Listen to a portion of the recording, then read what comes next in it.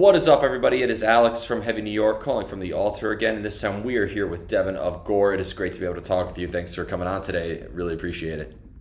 Oh yeah, dude, absolutely. Appreciate you having me. Yeah, anytime, man. It's awesome to have you here. This new EP, Angels Like You, is absolutely awesome. I've left me wanting a lot more from you guys. I could definitely say that. So, do you feel like this is a good representation of the direction GORE is going to in the future? Is this a good representation of like what a full length album is going to sound like, or is this more or less just sort of testing the waters of where you guys want to go? So I think this is a kind of a perfect representation of kind of what we're about. Each song kind of has like its own little flavor to it. So like I feel like as far as our range goes musically, I feel like it's a really solid representation of what we have to offer. And that's not to say we don't already have like new kind of different sort of stuff already in the works, but I feel like it's a really good representation of what this band set out to do. Well, even with four songs, you were able to kind of say a whole lot with it at the same time because, like, I mean, Yeah. Babylon like has a very different vibe than a track like Doomsday, for example. Yeah. So, is it fair to say that you guys aren't trying to be confined to a specific style? Yeah, pretty much. Like our mission kind of is just like whatever emotion there is to convey, like that's what we're set out to do. Like kind of at the core of it, we're kind of fall under the metalcore umbrella, but like really to us, it's just about getting the message across, whatever it might be. You don't. I don't consider you modern day metalcore at all because I could read your logo, and second of all, um, but Not this one. yeah, nope. but but in all seriousness though, because of the technical elements in it that are very like very synth driven or very like almost pop driven in a way. Like you just did the recent tour within the ruins, but like I could see you on a tour with like a Poppy, for example, or anything like that. Yeah. And that was kind of cool because like on like most of those bills that we were on, we were definitely like the lightest band there. So like initially I was like, are people going to be into it? But like as soon as we started playing, like people would start funneling in. So like it was kind of cool that like we kind of have this way to like reach across different audiences. So like someone who's like really into metal will find something they like. I have friends that don't like metal at all, and they're like straight up unbiased. They're like, I love your stuff because there's lots of little different elements there. 100% there's different elements and all, but like being like the lightest band on your recent tour, but I also could see you guys being the heaviest band on any other tour Oh you're on in yeah, the future. oh yeah, absolutely. Do you feel when being that the music is so experimental, does the making of each song or even an album for that matter go in with a vision in mind, or is it a very experimental process? I mean, it's kind of both. To be honest, sometimes like there's kind of a sound that we might want to be shooting for, and like from there, it's kind of like experimenting with something. But like, um, but the vision also all ties into it. We try to have like a cohesive vision, like amongst our projects. So like the stuff we're like currently writing on right now, like we have like kind of a general vision we're shooting for. Is that vision very conceptually driven? Like, do you consider like this EP or the future album to be a very like a concept album? Because I look at the imagery of GORE and the lyricism of Haley and all that, and it seems like that there is more to be digested than just the music in itself. Yeah. I mean, like, I guess in the technical sense, we didn't write it as like a concept album as far as like there's a story front to back, sort of like a canon to it. But there also is kind of like the general concept of like, I guess this will also like tie into the band name of like, we're out to represent like the emotional GORE. And that's kind of where like the name comes from is like all these ugly feelings and stuff you don't really want to like talk about or show. Like we want to help express those through music. And so like there kind of is like that overlaying concept of like, here's an emotion. We're going to try to put it out there. Like it's this kind of try to keep this cohesive, like floral kind of cool, pretty vision, but also with like the sludge representing maybe some of those nasty feelings as well. Because it's funny you mentioned that too, because like I think from what you're describing, you captured that in the sound.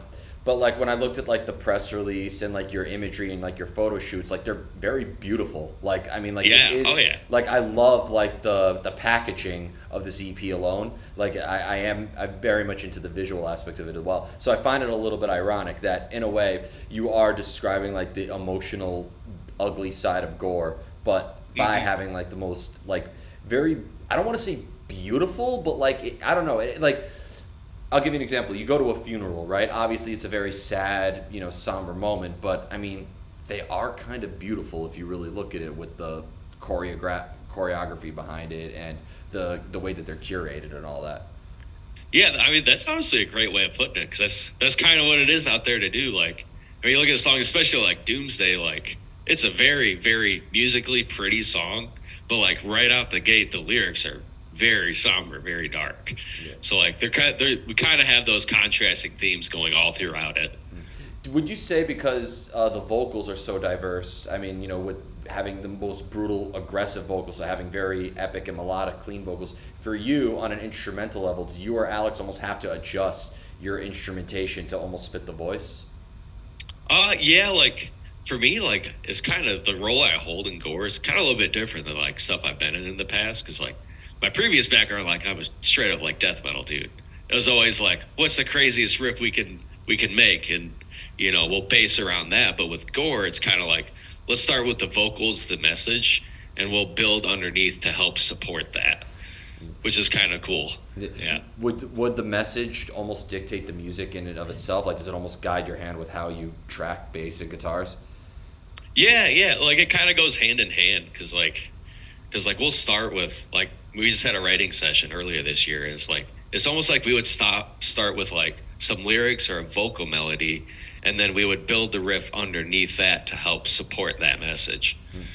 Transitioning from death metal to this, I mean, discomfort is always required for growth. So, did you feel, was there for you essence of uncertainty or a lot of discomfort with the making of this, or being that it is still your own art, you're expressing yourself, it didn't really feel in the end creating music is just creating music for you? Yeah, I mean, for me, it's just kind of like making music. Cause like I played a lot of like death metal stuff like that before, but like I've also always been into like pop, indie stuff, shoegaze, synthwave. Like it was just like another medium for me to like try out. It felt like, cause like I also didn't pick up bass until this band. Like I picked up a bass and then I went to track the EP.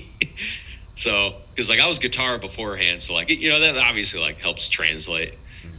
Yeah. Circling back to the imagery of it as well, too, do you almost feel like in the end all of you are maybe portraying entities like outside of yourself? Like, I don't want to say like ask if you're portraying a character, but like do you feel like maybe that there is almost an alter ego or somebody like some sort of other being that represents you in this band?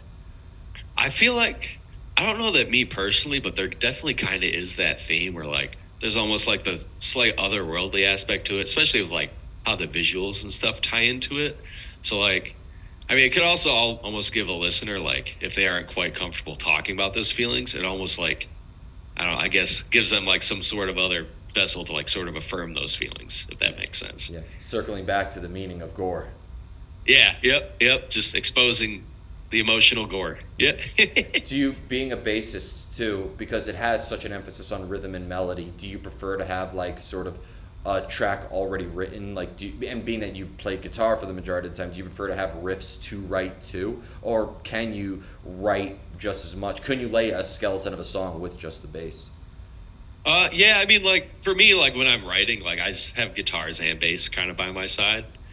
For this project specifically, this first EP, like some of these were already like demoed out by the time I was brought in. So like I helped with like mixing, mastering, stuff like that. I tracked all my bass parts and recorded it. But like circling back around to like some newer stuff, like we ended up writing. Oh man, I just lost my train of thought.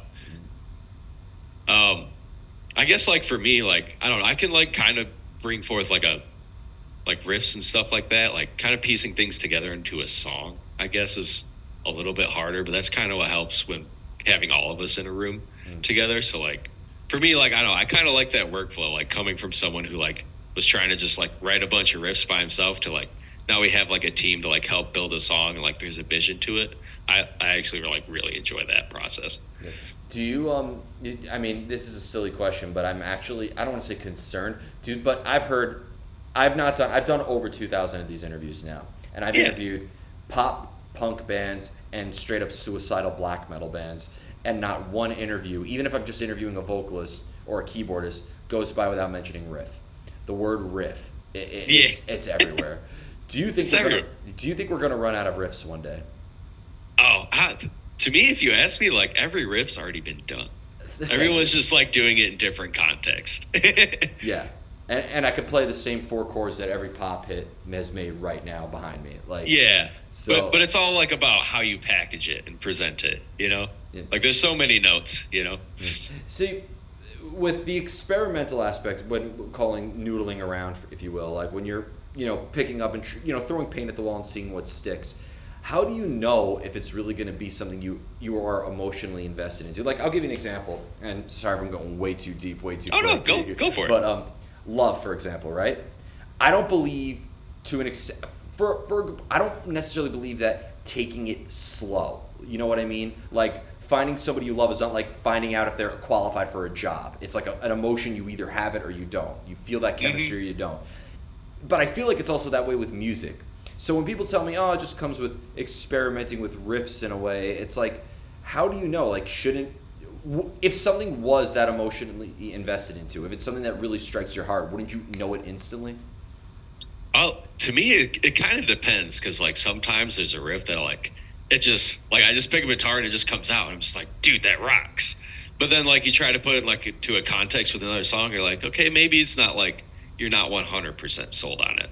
So like there's kind of to me, it's kind of like where you end up with like at the end of the songwriting process. So like, but like I think there is that element of like when you pick it up, like if you're just trying to fight and just make a riff and you're like banging your head against the wall, I don't think you're gonna get there that way. But like if you pick up a guitar and you just instantly lay out a riff, like that's gonna give you bones to go somewhere with it, regardless if it changes or not. Yeah, so you're gonna go somewhere.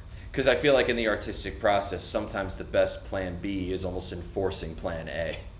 Yeah, yep. I wanted to, and I got one more question about the band, and then I wanted to talk a little bit more about metal as a whole. But for the band, because the music is so experimental, and clearly all of you have different inspirations, do you think that maybe it's good that if all of you don't necessarily feel the same way about a song, maybe if there is some disagreement, or maybe not everything is meant to be mutual, do you think that maybe helps add contrast to the overall sound of Gore?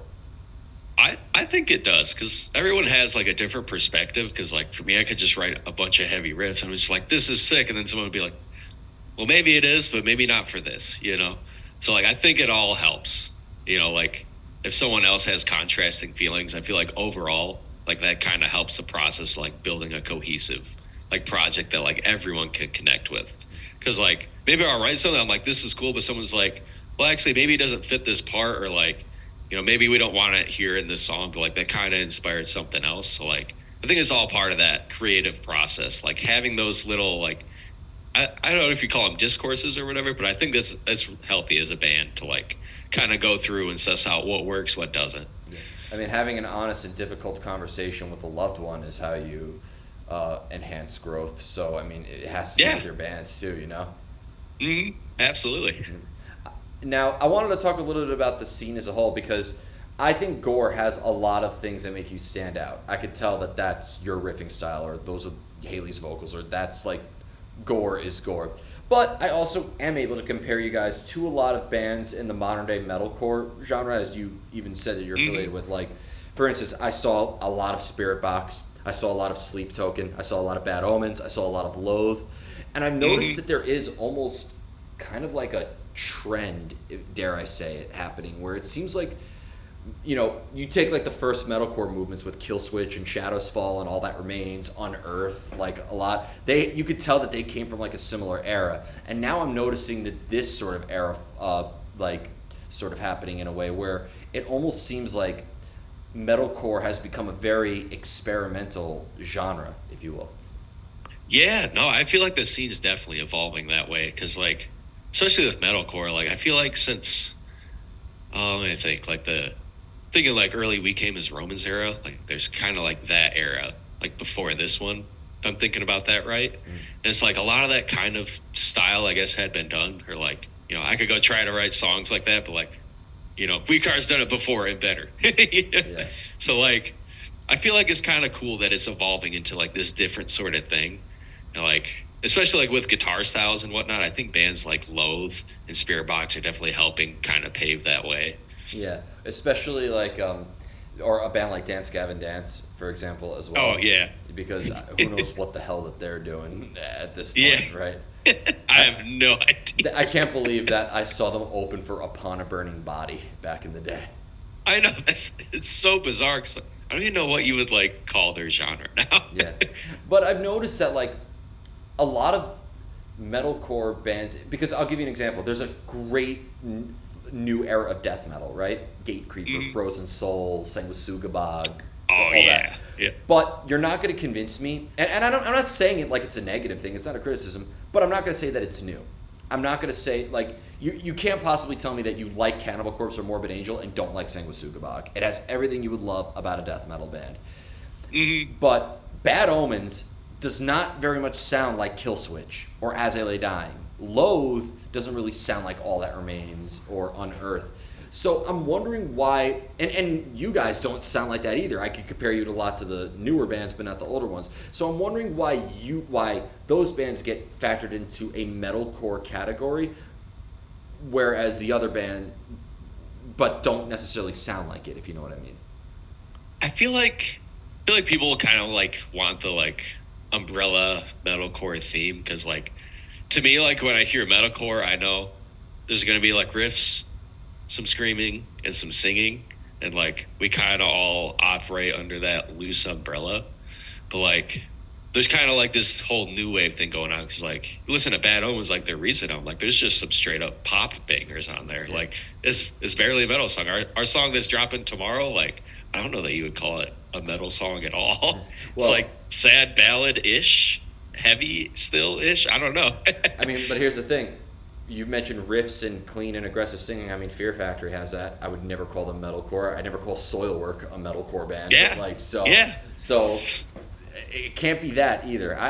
I've been dissecting metalcore almost like it's a freaking scientific lab rat at this point. So Yeah. I am wondering what it is because I would never call Bad Omens new metal or deathcore or black metal.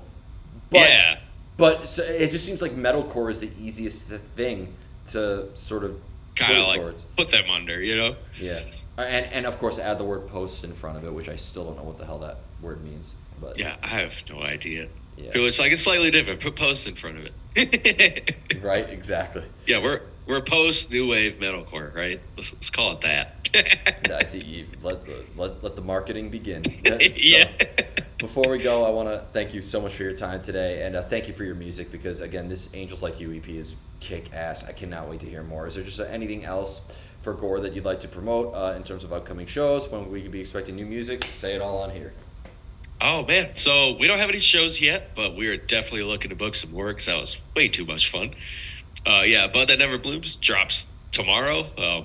Our leftover tour merch, this hat, we got hoodies, all that stuff is up on Spine Farm's website now. If you want to grab some merch, and yeah, we're gonna be going heavy into writing mode, so expect more from your favorite emotional boys and girl. Hell yeah. Thank you so much, everybody. We are here with Gore, Angels Like You EP. Be sure to pick that up. We will see you next time on Heavy New York.